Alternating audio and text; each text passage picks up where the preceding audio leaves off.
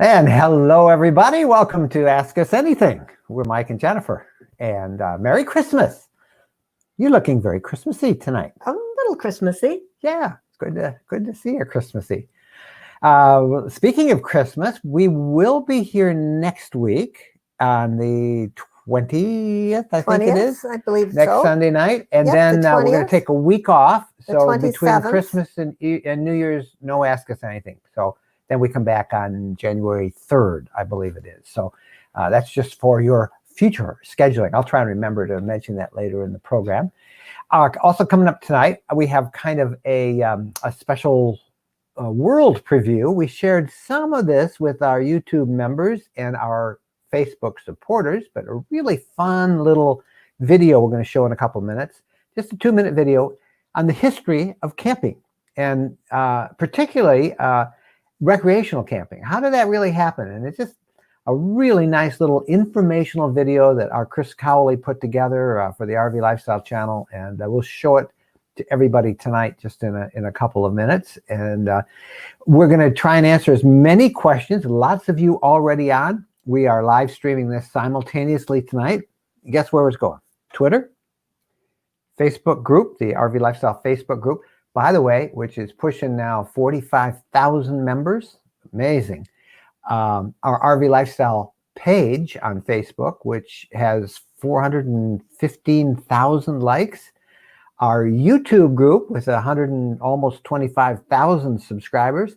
So we're everywhere in the Ethernet tonight. And we're glad that you chose to spend some time with us as well.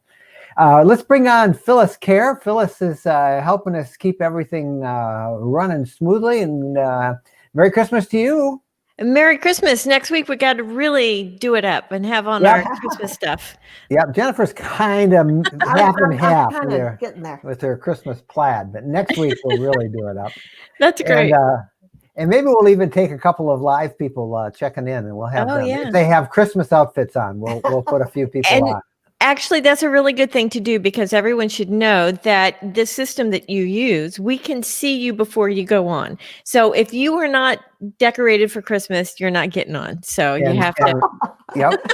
And what we'll do is we'll give you a little address that we'll pull it up, and then you want to make sure that you have your microphone and your camera on.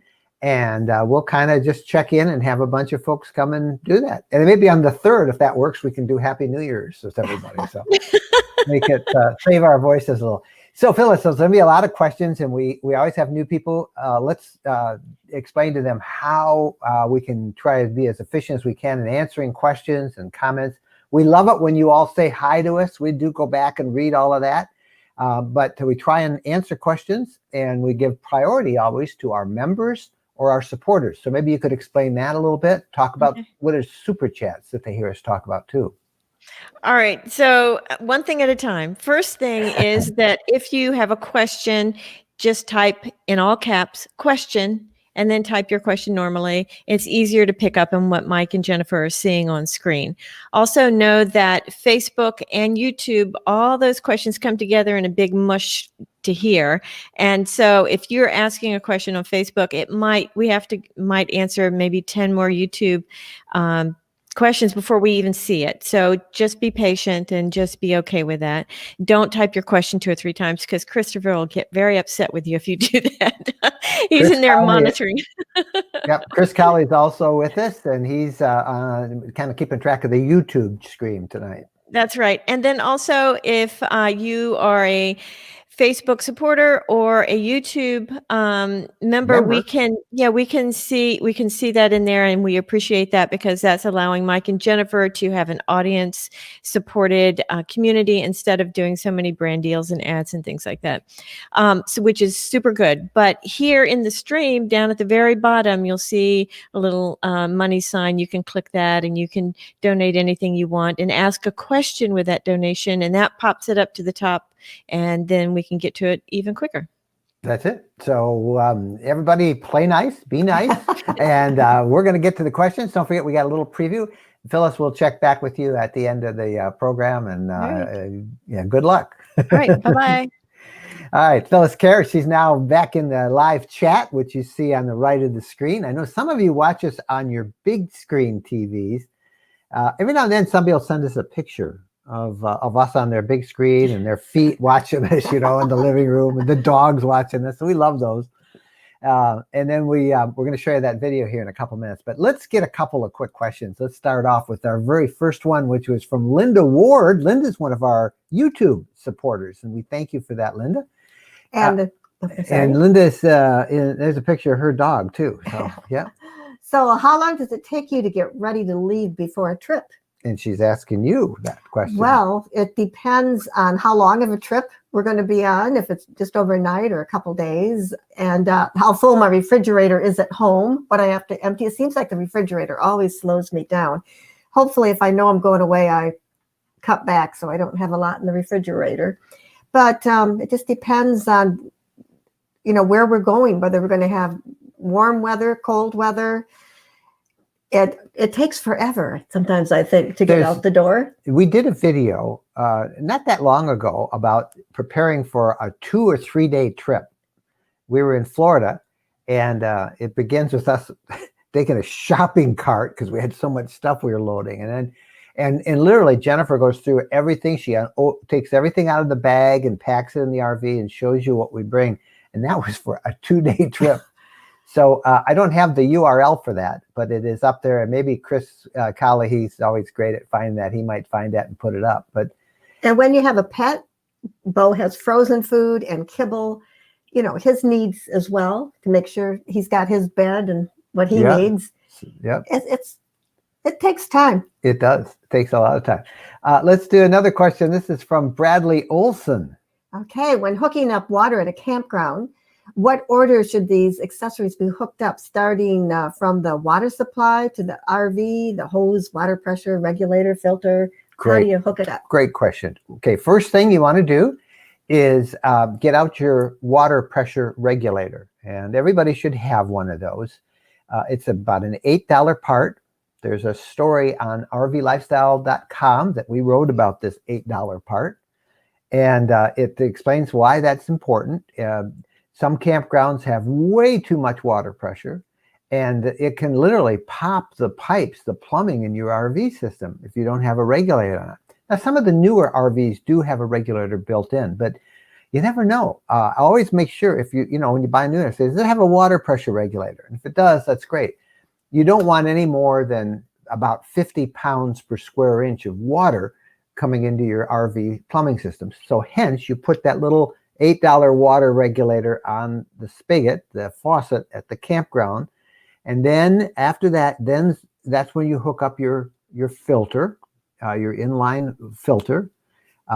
We just showed in the video that came out yesterday, we used a 2-stage filter. One's a big pre-filter, pre-screen, which takes out sediment and rust and stuff. And then the inline filter screws into that. We leave the two always hooked up. And then your hose goes at the bottom of the filter, and then the other end of it goes in your RV. And a tip, we always use a quick disconnect for the hose, because the one thing that breaks all the time with RVers is that city water connection. It's usually just cheap plastic.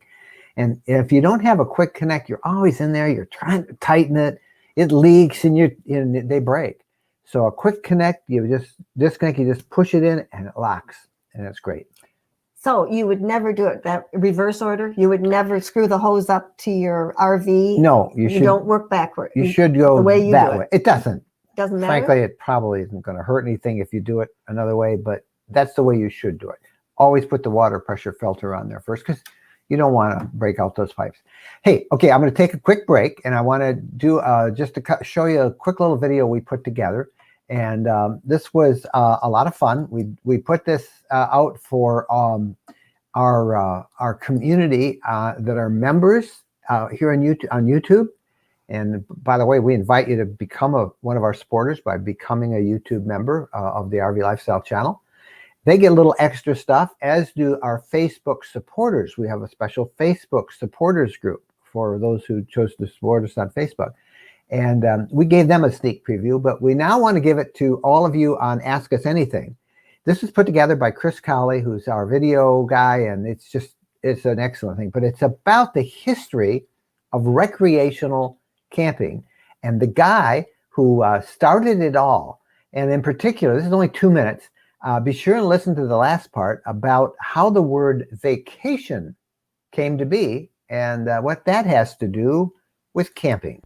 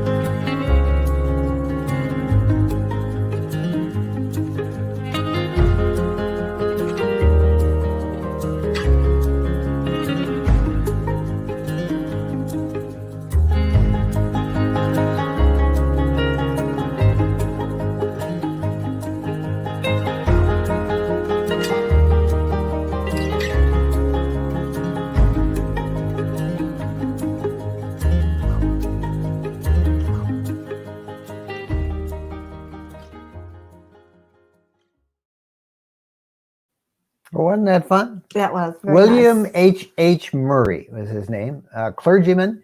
And I love the way the word vacation came to being, because he was writing about his adventures of recreational camping in the Adirondacks. And he said people were vacating their homes to go up there in the wilderness. And from vacating came the word vacation. And a big father, really, of the recreational camping movement. We've got more of those up there. We want to know what you think, and you might use the comments to tell us what you think about that video. And it's a great way to encourage Chris. If you are a YouTube influencer or you have a YouTube RV channel, we'll even make that available for you as well, a version of it that you can download if you want it. But so spread the word on it, share it. We would love you to tell us what you think. If you'd like to see more like that, we've got Chris has got a whole collection of the history and perspective and just little insights, short little videos like that. We'd love to show them. So use the feedback there or drop us a line and let us know what you think. All right, back to the questions. And Carl is one of our Facebook members. Hey, Carl, great to see you. Not Facebook, YouTube. Have you ever created a video, he says, of interesting things you have unintentionally filmed while driving? That's a great thing. I wonder, I don't have a lot of them. What unintentional things? We don't really have a lot. Just when I slowed down when a truck was heading at me, passing another truck head on, and I pulled off the road. We were listening. That was the one where we were, you were driving. I was driving. And we had the radio on. And of course, you know, the dash cam records it. And we were listening to the Bee Gees. They were singing, staying alive, you know. I'm sorry, I don't do that very well. But anyway, that was what they were playing. And they were playing this. These two trucks were playing chicken with each other on a 2-lane road downhill towards us. So that's out there. And there might be a couple of others. And Carl, we'll give that a thought. That was the most memorable to me. Yeah, we'll give it a thought. That's a great idea. Thank you. Thomas Burby with a question. Wondering if you feel it being inconvenient having to lift the bed up all the time to get into storage, and if you feel you have enough cabinet for the kitchen supplies and food. He's talking about our Wonder rear twin twin bed model with the big garage that we can store so much, and then underneath our beds is extra storage made possible by that garage. I don't have a problem lifting them Mike up. has absolutely no problem lifting it up. And I need to get used to opening the cabinet doors and putting things convenient so that I don't have to lift it up. See, the beds are like here, and right under here, beds are here, okay, right? And underneath the beds is all storage with doors that will open up. And you can get everything you need out of there. And then if you want to get like clothes that you've hung up, you just lift the bed and pull it out. Everything's a trade-off. We've got a lot of storage room, but the trade-off is you got to lift that mattress. And for me, that's a no-brainer. That's the best thing in the world to do. It's more convenient doing that than having like a Murphy bed that we had to pull down. Remember that? On our last time. I like this better. And besides, it's something she can keep me around because she needs me then to help. But she can do it. She does it herself. I can lift it if I get the dog off it. And kitchen cabinets, everybody wants another cabinet or two in the kitchen. Yeah, you never have enough room. More space. Even the Class A's don't have enough room. So yeah, you could use more. Robin Shields with the question. What do you do for critter protection for the engine or the RV? Like mice, rats, squirrels, raccoons. Well, we send Bo out there a couple of times a day. Robin, we're going to do a whole blog post and probably a video on that and show some ideas we have, share some from others. But in our personal case, it hasn't been a problem yet. Knock on wood. But that's probably because we drive our RV almost every day or three times a week. We camp all year round. So we are always in it. Where the problem really gets bad is when it just sort of sits there a long time, and ours seldom sits. So that's a big plus on it. But it is a problem with other people. There's lots of things around, from sonic if you have power to your RV when it's in storage, little sonic things that do a really good job, we're told, of keeping mice out, to traps, and we'll share a whole bunch of those in a blog post. But for us personally, it hasn't been a problem. Not yet. Not yet. Yeah. Jill Burby with a question. It might be an odd question. When boondocking, are you allowed to bring firewood to have a campfire? It's a very good question because of things like diseases like the emerald ash borer in the Midwest and our parts of Michigan. You are not supposed to bring campfire wood from other parts of the state, because that's where the bugs are. They're in that wood. And in the east, where they have a blight on many of the trees caused by some insect, or out west, it's the same thing. So many places you want to check the park that you're going to. They're boondocking. So maybe at a gas station or along the road, you'll see signs, firewood for sale. They want you to take it locally, from local places if you can. And I don't know how they enforce it if you don't, but that's always a good thing. Try and buy locally. If you're boondocking and you're in a state forest, most of the time you can pick up plenty of dead wood all around you, unless, it's a very, very popular place. But Jennifer's point was really good. And if you have extra wood, you get to leave it there. Yeah, leave it for the next people. Figure out a way to leave it so you're not carrying that wood to the next spot. One of the things that that happens with a lot of RVs, I've heard so many people say, we got spiders all over our RV. And I say, did you bring some campfire wood? Yeah, we threw it in the garage, or we threw it in the back of the. Yeah, well, there you go. That's where they came from. So you don't want to have that wood around as long as you possible. You want to get rid of that thing. Eddie has got a question with us. I'm thinking of purchasing a Class B van. Is it really necessary to get lithium batteries? No, not at all. You can use whatever they have. The least expensive ones have a wet cell, and they work. Lots of people are still using them. And then a step up is AGM batteries, and those work fine.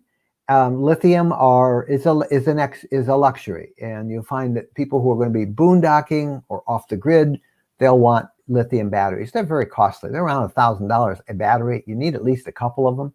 So if you're trying to get a van and get in as inexpensively as possible, you can always upgrade.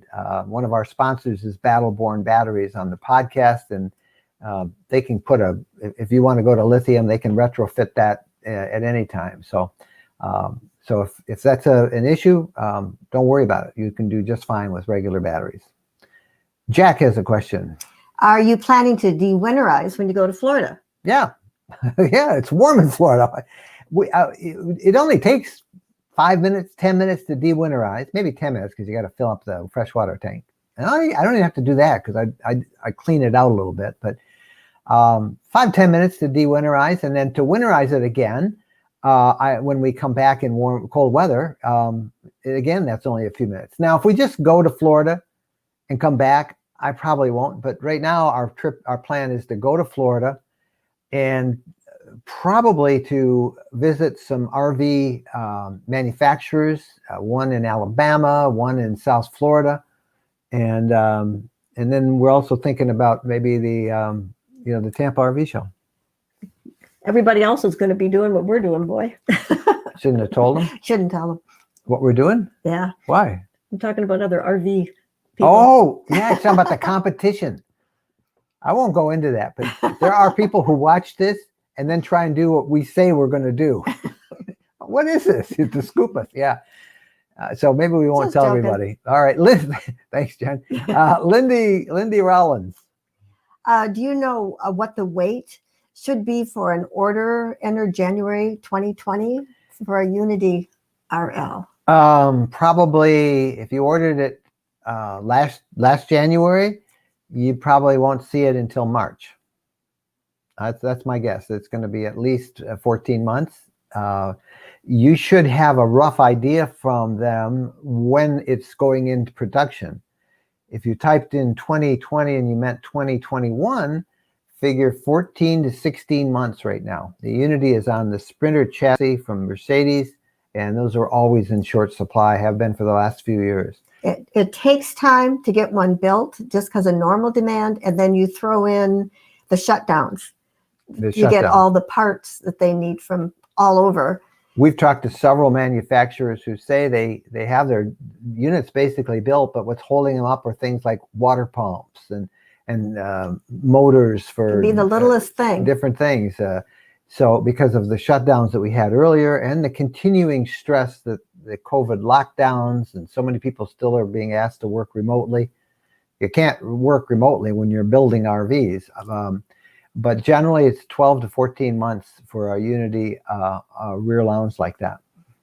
Roy Hogstedt with a question. My wife and I really enjoyed your article on the 9 best Class B RVs. Do you plan to do a similar article on Class B plus RVs? Pretty please in advance. Merry Christmas to both of you, and Merry Christmas to you and your wife as well. Yes, we are. Roy, we've been working on it, and I hope to publish it this week. If not this week, next week. And we also will be doing one. Actually, we'll be doing one on Class C RVs, which are really B pluses. But I will have one, yes. And B plus, is a marketing term. A B plus is technically a Class C. It looks a little different, doesn't have that cab over. They really should call it a B minus because it's minus that cab C over. minus. A C minus, yeah. But it's a Class C, and we will have that video, and that should be out. I hope it's not a video; it's a blog post. I hope it will be out this week, but maybe next week. And Merry Christmas to you, Roy. Michelle Gregory. I have a crazy question. I have a terrible driveway and I need a 5th wheel camper moved 20 feet. Is it worth buying the portable mover for $800 for a one-time use? I've asked for anyone to move it, but no volunteers yet. I'm doing chemotherapy and need to move it because my home has no heat. Thank you. I'm not sure. You need to move the RV. Well, $800 for one-time use, Michelle, is crazy. I don't know what city you're in, but what state you're in, but you should be able to find somebody there that can help you. If you are a member of Family Motor Coaches, FMCA, they have kind of a good buddy system in which there are volunteers who have offered in various cities all around the country to come and help out RVers who need a hand like that. That's the FMCA.org. What does it cost to join that? I don't know. I think it's like $49 to join it for a year. It's well worth it. They have lots of nice benefits.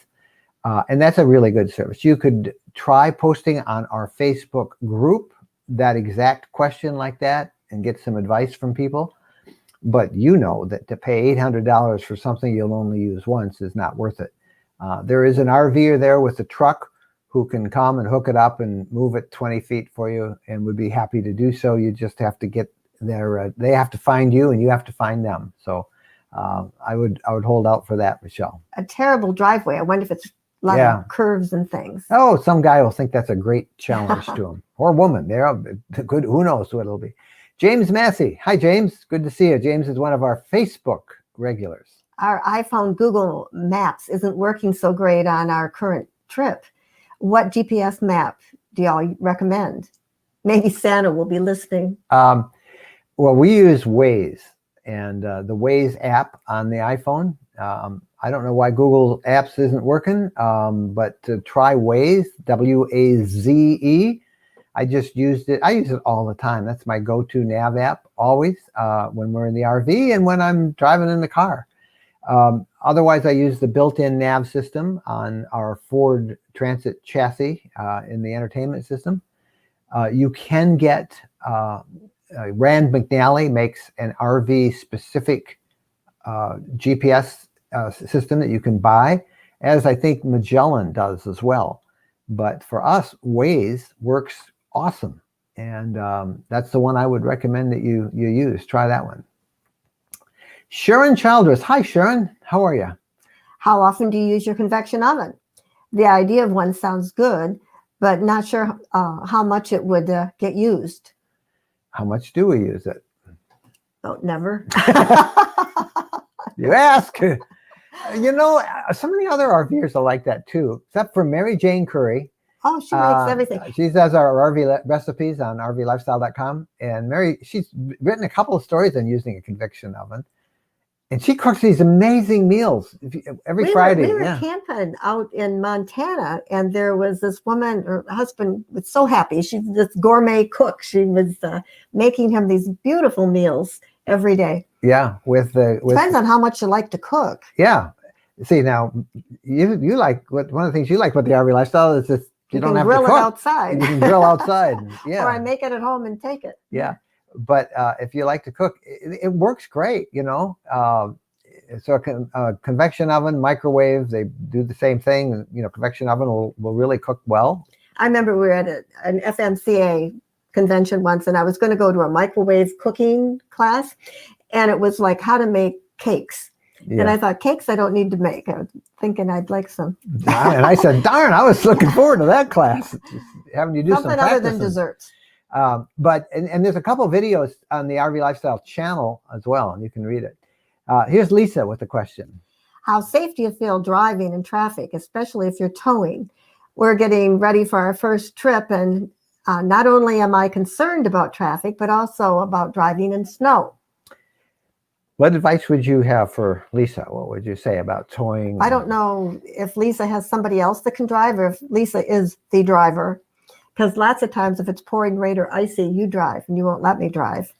So if you pull over and wait for the snow to stop, you know, or you avoid rush hour. You can always go to a rest area or a parking lot at a mall or something. And if you're not comfortable, you stop. You know, driving in snow it's always a challenge. Traffic is a challenge. We try and time our travel so we are not in rush hour traffic, which is usually around noon, late in the afternoon from really, depends if it's a big city, 3 o'clock, 3:30 till 7, and then early in the morning. But we try to plan our trips so we're all around that. Sometimes we won't even leave in the morning until after rush hour. Right. I don't like Works riding. well for me. I don't have to get up at 3. Well, we don't quite that bad. But once we got up ridiculously early, and then we were, I don't know how many hours on the road, and we both were toast, and we just pulled over. Thought so much for that idea. Yeah, bad idea. We ended up taking a 4-hour nap, and there goes our time. But Lisa, the more you drive, the more comfortable you'll get. And snow, don't worry about it. You know, we're up in Michigan. We haven't had any snow. We're hoping we've got our next video that we want to do is we've done one on how to do set up at a campground and camp at a campground. We did one on how to set up in boondocking. And now we want to do a video on how to winter camp and set up for camping in the wintertime in snow. Well, I need some snow, and there hasn't been any snow in Michigan where we are now. They got some we're down here. We're down here, and they got some over there, up in the state, up in this area right in here this week. So we may run up there and shoot that. But Go to a ski resort. and I'll shoot some stuff on driving on snow. But go slow. Make sure you're comfortable. You feel you have control. And if you don't, wait it out. You've got your home on wheels. You don't have to go anywhere. That's our advice. Roy with a question. Let's see. My wife and I are avid kiteboarders, which means we usually travel to windy spots. Have you had any trouble with your Wonder rear twin bed in high winds? Any tips for windy areas? We were once in, avoid Amarillo, Texas. It is windy there all the time. And the last time I was about ready to go to their cement bathroom. I wondered if we should leave the rig. We were in Amarillo a year or so ago. I don't know, maybe a year and a half ago. And, we went out to dinner, and we left Bo in the RV, went out to dinner, came back, and the winds picked up. And this thing, it was just this incredible noise. And you could really feel it. And I remember asking people, and they said, that was nothing. It's like that every night, And but no, we have not had any problems. In our first RV we did. Remember that? Those dual wheels really make a difference with the high winds. Now, if you pull a trailer, winds are a little more of an issue for you. If you're in a really big motorhome, they're more of an issue. And of course, in windy areas, you have to slow down. Yeah. Don't hold the wheel real tight. Yep. But of course, you're drawn. There must be a little lake around Amarillo, and it'll be great for your kiteboarders. That's a great upper body workout, Roy. We love to watch you guys. Actually, I'd like to try it sometime. I really would like to try it. Matthew. Hey, Matthew. Matthew's with General RV. Matthew does just awesome. He does. I think that's the same Matthew, isn't it? Matt. And he does these great videos. If it's not, it's a different Matthew. But anyway, I think that's my buddy Matt, who does these great video tours. Do you have any problems with weight limits, he asked? And not being able to take grandkids. We have problems with not being able to take grandkids. They don't want to go. They do want to go. Who? But the girls, they've wanted to go all summer. They've wanted to go with Both us. of them? No. Well, this has been a bad summer. This summer was. Yeah. But weight limits. Our unit, which is the Wonder rear twin bed model, has a maximum weight limit of passengers and gear of 1,853 pounds. And, when we really load up, we're about 1,650, 1,700. So we still have a little bit extra room. That's two of us. I'm pretty big. She's kind of neat and tidy. Bo is a pretty good sized dog, 65 pounds. And then our gear, I probably take 100 pounds of camera gear and video gear and my drone and all that stuff. And then our regular stuff, our food. Yeah, it adds up quickly. One of the things that a lot of RVers do is they fill up their fresh water tank, and water weighs something like 30 pounds, or I don't know. I can never keep track of how much water weighs. Water weighs a lot. 13 pounds a gallon, I think. I don't know. But anyway, it weighs right. a lot. That's not right. Yeah. Tell you right now. Not being Let's able. find out. How much does water weigh a gallon? Here's an answer from inchcalculator.com. Okay, 1 gallon of water weighs 8 pounds. 1 gallon of water weighs 8.345 pounds. Okay, Wow. I got to remember that. Wow. So, I never would have guessed that. okay, so, do your math on a 25-gallon water tank. You got what? Over 250 pounds or so of water. So you can take that off. And that's on a small RV. It's even bigger, So you need to know all this stuff. But the best thing is, if you're ever worried about it, go to a CAT, a CAT scale. They're on the freeway, at truck stops, and some rest areas. And you can have your RV weighed. And everybody should go there. We're going to do a video on that, too. Yeah, we should. And not being able to take grandkids. The biggest disappointment I have is not having 4 seatbelts. Right. When we had a Class B, we always had the third seat. So we had 3 bucket seats with seat belts. And then we had the sofa bench in the backs, and there were 3 seat belts there. So we were able to take people, but even going out for dinner or 2 something. seat belts. The 2 seat belts, that's something that I don't like. And the RV guys get away with it because in most states, you only have to have seat belts for the driver and the passenger. Some states, a few states California. have laws that they're under a certain age, they got to be belted in or protected. But most states, you don't have to have one. They all should have at least 4, we think. And that's one of the things we're even looking at, seeing how we can get some seat belts installed in ours that'd be aftermarket. And I don't know how well that would work, but you know, you just feel more comfortable. And I really would like the 2 seats to make into a bed. Oh, look at that. Danny Smith is watching from a campground, Goose Island, Texas, in their 2021 Wonder rear twin bed model. Nice RV there, Danny, on their rear TV, and he'll send a photo later. Yeah, I love great. that. That's awesome. Good for you, Danny. That's awesome down there. Hope it's warm. Jill Burby. When you had the smaller van, Class B, did you find it difficult to shower in the wet bath, or did you just use the other facilities? Mike is the only one who showered in the smaller. Once. And I always just use the facilities because I'm the one that's going to have to wipe down the shower curtain and wipe up the water. That's but I the don't problem. think it would have been difficult at all. Well, we never used the wet shower in our smaller Class Bs. Never used them because of that. You know, there's a shower curtain, and most of the water stays in, but everything gets wet, and you know, the toilet's wet. If you don't, they got little covers that you're supposed to put over the toilet paper. Sometimes that gets wet. It's just, you got to dry it out, and it's so much nicer to have a dedicated dry shower, which is self-contained. That's just a shower. And it also, in our smaller Class Bs, we probably would have showered, even though it's a little more inconvenient, but they didn't have Truma AquaGrow instant hot water.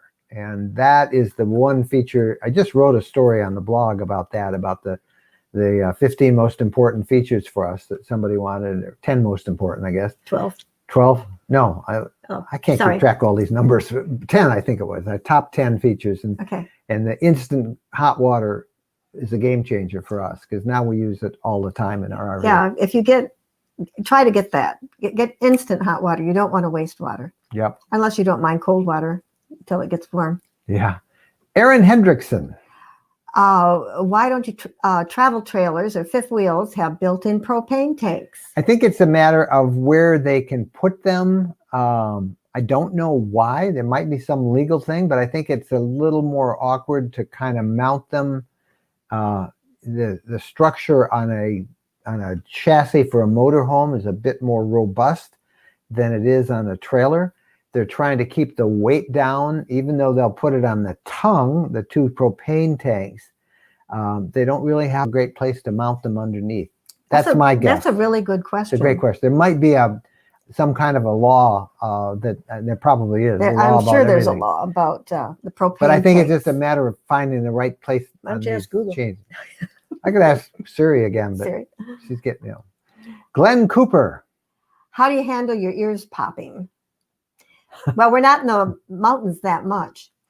So if you're in the mountains, just try on an airplane or any place else. I'm a scuba diver, and you just learn to go and your ears pop. That's how we do it. Facebook user. We bought our 2021 Unity FX in July 2020 and will not take ownership of it until the end of 2021. So, wow. Let's see. So that is, you're talking July. 14, 16 months. September, Yep. October, That's December. terrible. Ooh. Yeah. Dean Johnson. A few weeks ago, Jennifer was in the galley.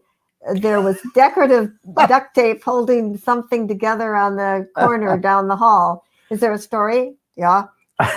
There is a story. We should have taken the duct tape off when we shot the video. I said to Mike, we should have removed that. I'll tell you this, that I took the RV in for service to Holland, Michigan on Friday.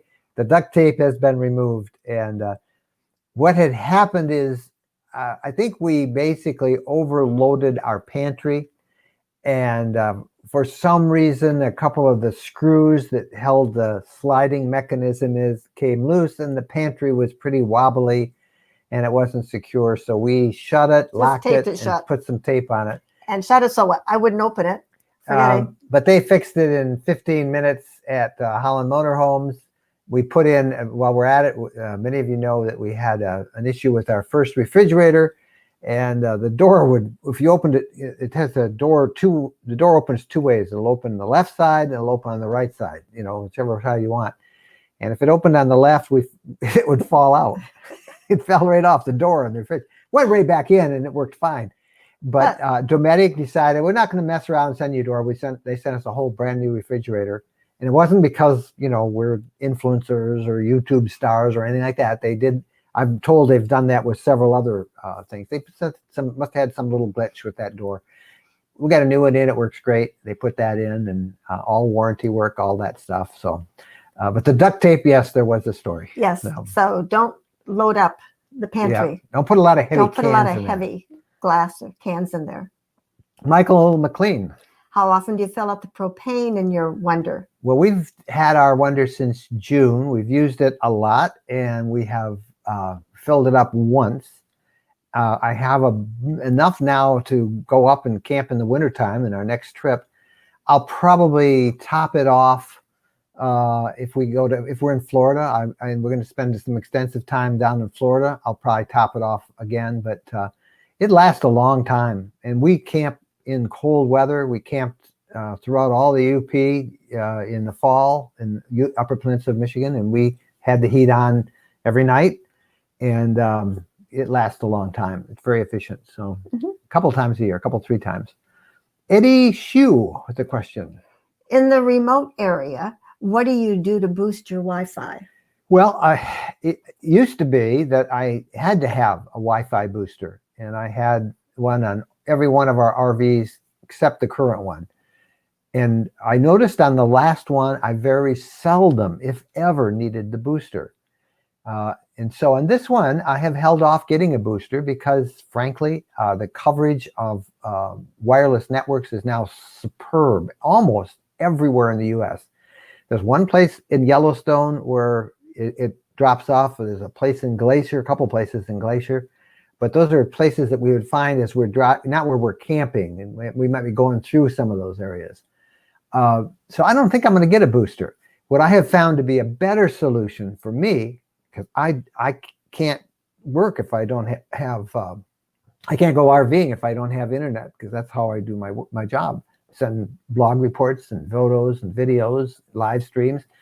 So for us having 2 carriers, I have Verizon, which is my main one. I've been very happy with Verizon for years. But I think we're also going to add a second system from AT&T. And it's hard to find the right system. I've looked around a lot. I've a lot of scammy operations out there. There's a lot of people who claim they resell service and they can bundle it and give you a good deal. And they kind of go and come and go. And there's some tricks to that trade that are kind of unsavory. So I think the best way is just to go straight with AT&T. It becomes a pretty good expense item if you have 2 of those providers. But I have not needed a booster, and we camp remote all the time. The Captain's Table MDR. And we have, hi guys, how do you deal with all the tolls you encounter since all don't recognize our iPass? I just did a video yesterday on our 12 favorite Christmas gifts or products for 2021. It originally was going to be 17 items, and I ran out of time. I couldn't do the other 5, so I only did a dozen. And one of them was going to be a new service called RV Toll Pass. 3 words. Google it. RV Toll Pass. They have worked a deal out where you can buy one of these, and it will work on most of the systems in the country. Not all, because some are small and relatively regional, but it'll work on most of them. And I still hope to do that and feature that in a video coming up, but it takes a while. I do have a story on it, I believe. I did an interview on the podcast with the people behind that a few months ago. So if you go to rvlifestyle.com, search RV Toll Pass, you'll find the story and the interview, and then you can find a link and research it. But that's the solution. We have on ours right now the Easy Pass, which in the regions we travel, the East and some areas in Florida, it works on all of those. Out West, we would need the RV Toll Pass because you've got a couple of more systems, the iPass for one. So that's the solution, RV Toll Pass.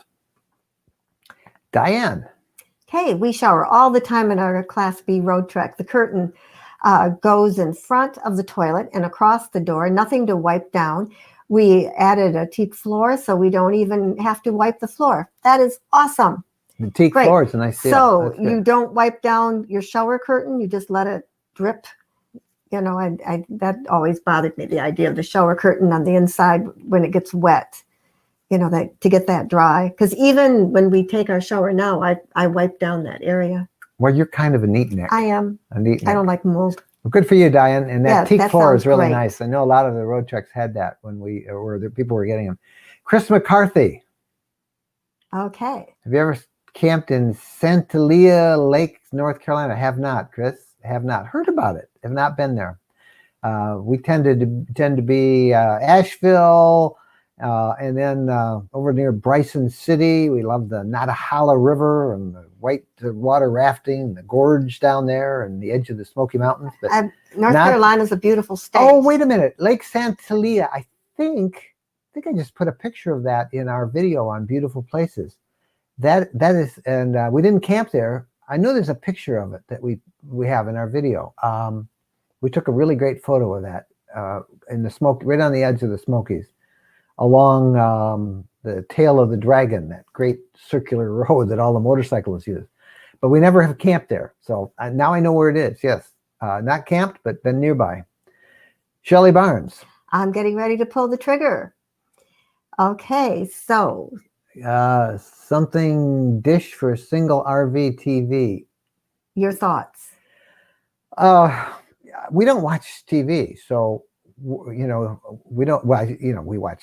Everybody watches some TV. We had Dish Outdoor in our Unity, and when we sold the Unity, we left it in there, and our new owners get to use that and have a great time. But other than you know, a couple of times, just the novelty of, oh, look, we can watch anything we want. I don't want TV on in my RV. In fact, if we didn't even have a TV, it would be okay, because we go to get away from it. And even here at our home, very seldom do we even turn it on anymore. So that said, Dish Outdoors is great because they will let you pay by the month. You don't have to have a long-term contract. They have some really nice compact equipment. Their Wally receivers, only about this big, does a great job. They're outdoor. They have a little dome antenna that you can mount on the roof of your RV, or you can just store it and bring it out and hook it up. So Dish Outdoors is the service that you want from Dish. And again, you don't have to sign up for a whole year. You don't have to be a home customer of them to be able to use this in your RV. That's where I'd recommend you go. Stephen Loy. Don't you have the WineGuard Connect 2? So what cellular service do you use with it? Or do you even use it? That's what I use almost all the time, Stephen. Well, actually, I have a Verizon card in it. It does come with a WineGuard card, but WineGuard's, their rates for their service are prohibitive. So, but it'll let you put in whatever SIM you want. You can put in an AT&T SIM card. You got to climb up on the roof, or you can put in a Verizon. I put in a Verizon, and then I also have a Verizon hotspot, a jetpack that I use. Frankly, I use that mostly. That gives me 15 gigs, and then my separate account with the WineGuard gives me 15 gigs. So that gives me 30 gigs of traffic. I use them both up when we're on the road every month, and almost to the point where I really, thank goodness it's going to expire in another couple hours, and I can get it through. But I do that. I need at least 30 gigs, and that's right at my limit. But so I'm still thinking about getting. I probably would get a AT&T hotspot. Hey, we got a super chat from Steve Hill for $5. Thank you, Steve, for that super chat. We appreciate those so much. I love your support. Facebook user. Have you ever gone on a theme trip? Lighthouses, waterfalls, historic spots. Oh, gosh, yeah. Those are our favorite. They're our favorite. And we're going to probably talk a lot about this. Let's see. We have done the Oregon Trail. We followed many of the places that leaving from Kansas City all the way out to Oregon. We followed the Lewis and Clark Trail from Pittsburgh, yes, you heard me right. That's where Meriwether Lewis picked up the barge that he and John Clark used to go down the Mississippi and the Missouri and all the way west. What other ones? Route 66. We did Route 66. We have done one of our favorites, and I think we might even do a adventure guide book on this because it's really great. We did the Great Lakes Shoreline Tour. It's over 3,000 miles, starting in Lake Ontario, Lake Erie. That's the U.S. side. Yeah, on the U.S. side, all the way up Michigan, up and across the UP, and even into Wisconsin and To the Minnesota, ferry. back down Michigan, West Coast. And then we took the ferry across Lake Michigan to Wisconsin, took that all the way down to Chicago, over 3,000 miles, had a ball. And we did videos on the whole thing, and they're all on the RV Lifestyle blog if you want to look at them there. But we may do a book on it as well.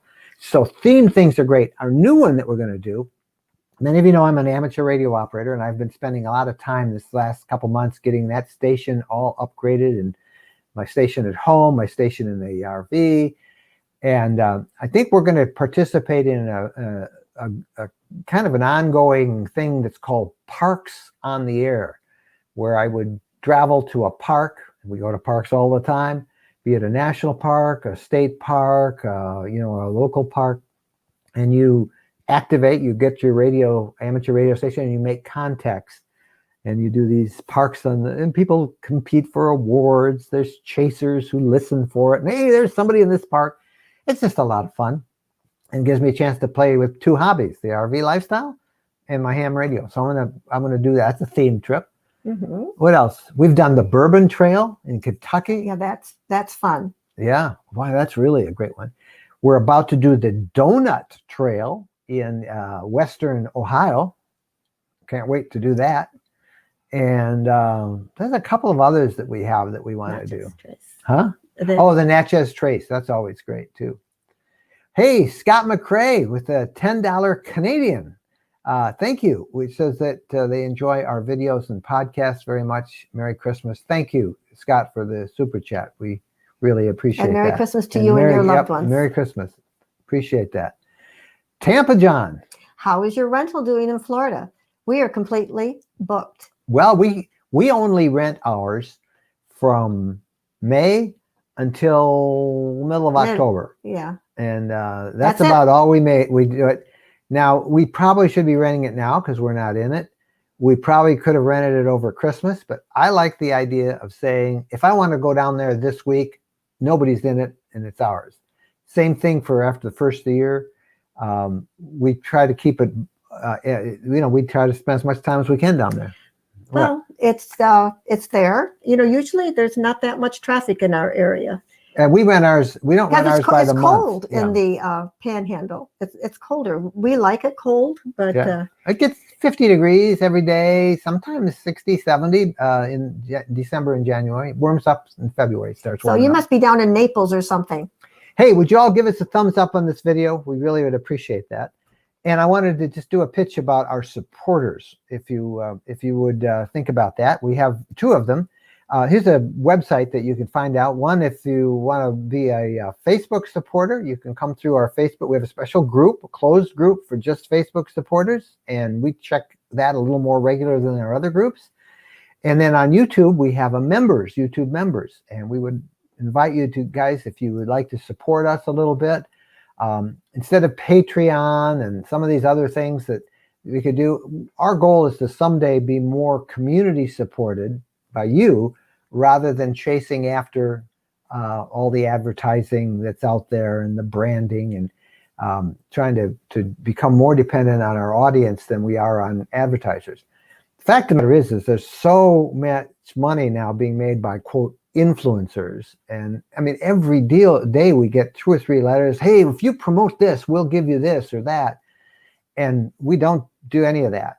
We should, if we wanted to make this more of a business, but we don't. We do have sponsors on our podcast and some banners on our website, but we haven't done any brand deals. In other words, a video that somebody paid us to do to say good things about them.